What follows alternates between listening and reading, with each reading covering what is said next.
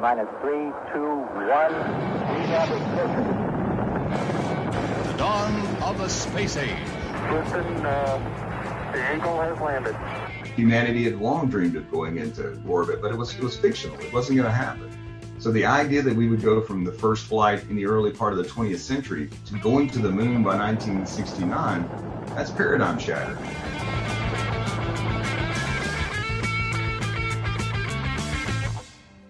NASA is the National Aeronautics and Space Administration, founded in 1958, really for the peaceful exploration of space, scientific discovery, as a way really to extract from this entangled world of the Department of Defense in the Cold War era.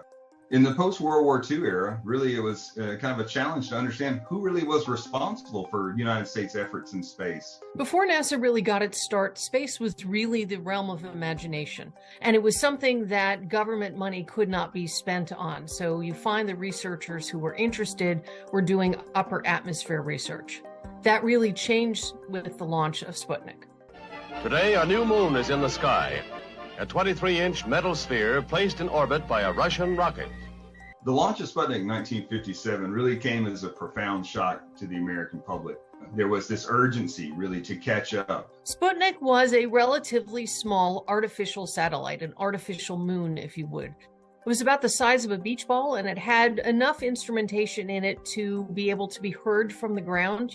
The surprise of Sputnik was really the 1, 2, 3 in sequence of Sputnik being launched on October 4 of 1957, but then Sputnik 2 was launched in November, just a month later, carrying Laika, the space dog.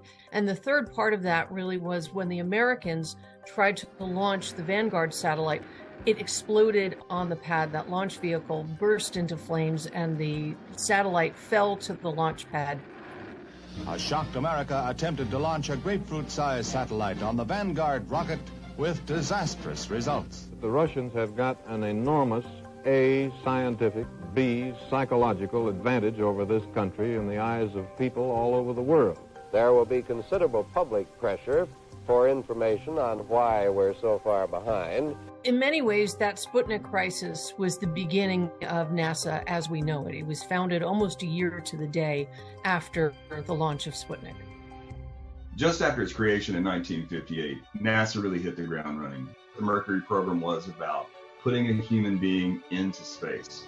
The success of that, Alan Shepard's flight in May of 1961, proved out that we could do that. It's President Kennedy, as we all know, who puts America on a path to the moon, and that's the Apollo program. I believe that this nation should commit itself to achieving the goal before this decade is out of landing a man on the moon and returning him safely to the Earth. Project Apollo really was a huge investment in America in technology, science, mathematics, engineering. At any one point, 400,000 people from across the country were working in some component, some aspect of that program. That's one small step for man,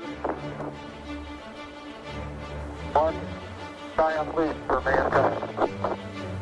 July 1969, with the launch of Apollo, the landing on the moon and returning safely to Earth, that mission really did fulfill Kennedy's dream of going to the moon, of finally beating the Soviets, and something that was that incredible. Hello, Neil and Buzz. I'm talking to you by telephone from the Oval Room at the White House. I just can't tell you how proud we all are of what you have done. People in the moment were very aware that they were watching something historic happen with the moon landing.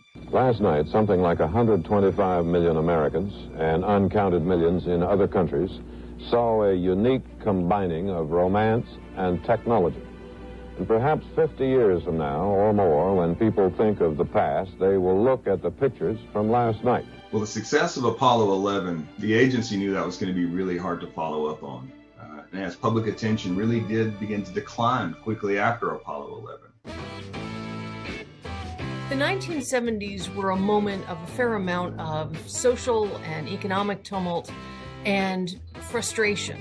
And in many ways, the space program became a part of that. Some of the interest in the space program in the 1970s dipped off with the end of the Apollo program and the frustration of waiting for the next step to come into the picture. America's first space shuttle, and the shuttle has cleared the tower. As Project Apollo was winding down, really the question became, what's next? One of the things that we learned about from the Apollo missions was that approach really wasn't sustainable.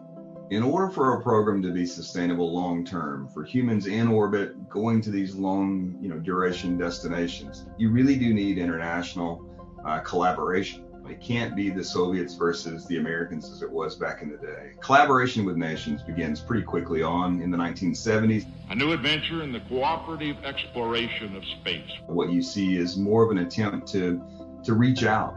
The Apollo-Soyuz test project was an attempt to do that, the handshake in space between the Americans and the Soviets. The Apollo-Soyuz test project really affected how spaceflight was done.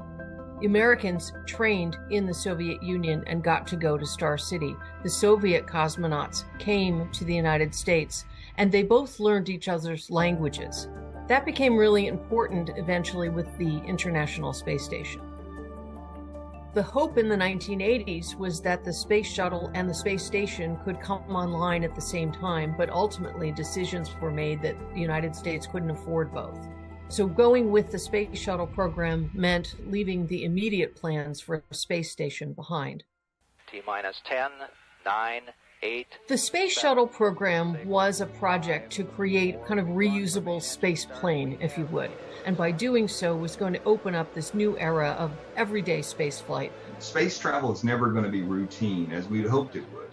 But what it did was it gave us a platform for understanding what the challenges of space would be, how we would overcome those challenges, and what type of scientific program was possible. You really saw a moment of excitement, of a renewed interest in space flight, and renewed hope for what really would be possible with those larger crews on this research vehicle. It really was with the astronaut class of 1978 that NASA really does make a bold statement for diversity in its workforce, because it would be this class that would be more reflective of American society. You had women for the first time in the astronaut corps.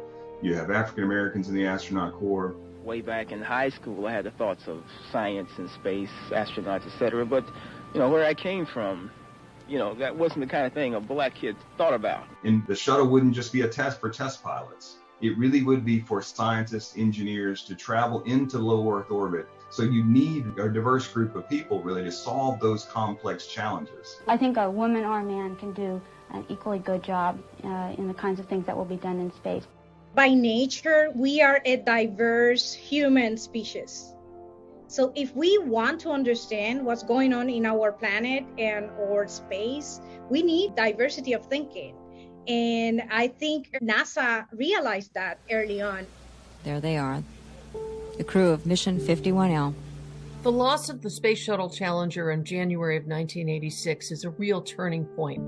It marks a slowdown for NASA, but not a stop. Really makes you sick to your stomach is the only way that I can explain my feeling.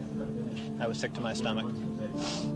Today is a day for mourning and remembering. President Reagan gave a very impressive speech calling on the nation to get behind the space program and for the space shuttle program to continue, and that was really pivotal for NASA's ability to continue going forward. I've always had great faith in and respect for our space program, and what happened today does nothing to diminish it.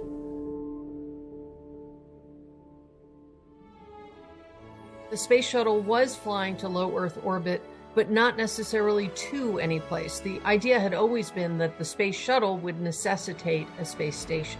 The International Space Station is underway.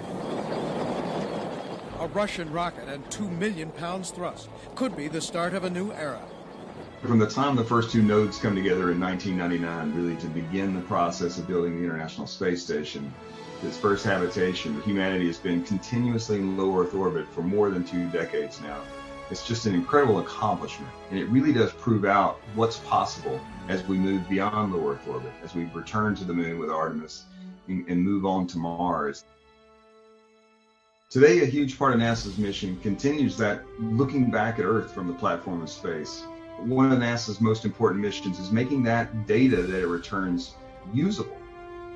in this new generation of earth science, we are actually trying to help more our society here on Earth. We are combining earth science with socioeconomic data sets to help understand what's going on in the climate and in the environment, bringing together science with community. In some ways, NASA stands at a bit of a crossroads right now, and it has a lot of potential and a lot of excitement. Commercial spaceflight is booming because NASA has been encouraging and supporting it. And at the same time, NASA is turning attention back to the moon. And there's always been the dream that Mars would be behind that. The science being done by NASA with the James Webb Space Telescope and with planetary exploration has really gotten us to know more about our solar system and our universe. 3, 2, 1. Boosters in ignition. And liftoff of Artemis 1. We rise together back to the moon and beyond. In the next 65 years, I hope to see a NASA that is diverse and equitable in all the areas. I want to see more collaboration and partnerships across not only the United States, but internationally. I want to see people doing science with purpose. I want to see everyone coming together to solve the most pristine problems that we have in this planet.